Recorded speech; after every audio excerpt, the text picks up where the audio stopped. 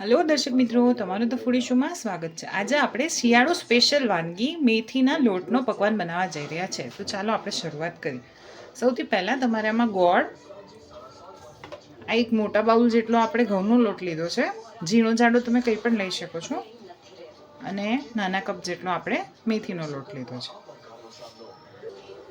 હવે આપણે ઘી એડ કરીશું।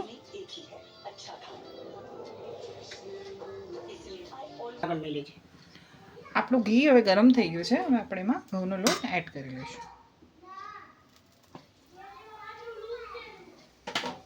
હવે આપણે આ બ્રાઉન થાય ત્યાં લગીને શેકવાનું છે અને આને સતત તમારે હલાવતા જ રહેવાનું છે।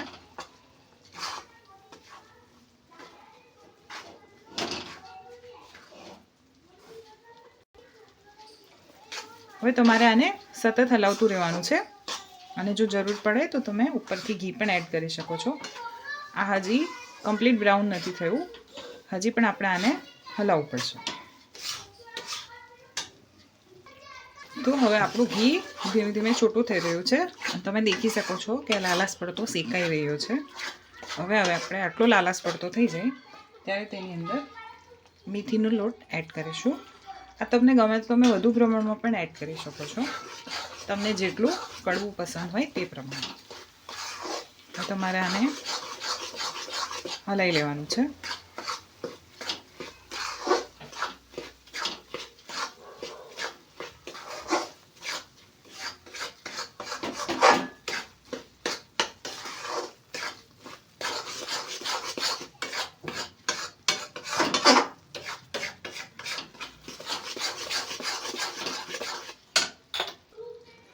હવે આપણું મેથીનું પકવાન સરસ રીતે બ્રાઉન થઈ ગયું છે।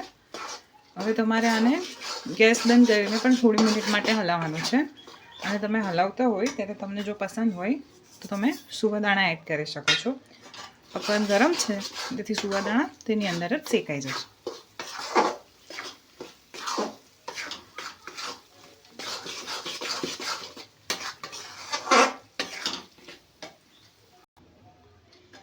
હવે આપણે આને થોડી મિનિટ માટે ઠંડો થવા દઈશું અને ત્યારબાદ જ આપણે તેની અંદર ગોળ એડ કરીશું અને આપણે થોડી મિનિટ માટે હલાવીશું, ત્યારબાદ એને ઠંડો થવા દઈશું, પછી ગોળ એડ કરી લઈશું। હવે આ થોડું ઠંડુ થઈ ગયું છે। હવે આપણે આ સ્ટેપ પર આમાં ગોળ એડ કરી લઈશું। ગોળ ઓછો વધુ તમને જે પસંદ હોય એ રીતે લઈ શકો છો। હવે આપણે આને મિક્સ કરી લઈશું।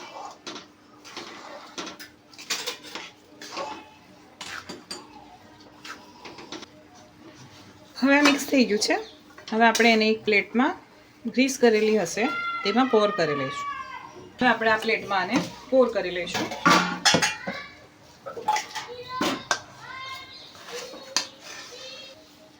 હવે આ આપણે સેટ કરવા મૂક્યું છે અને હવે આપણે એની ઉપર ડ્રાયફ્રૂટ પાવડર એડ કરી લઈશું।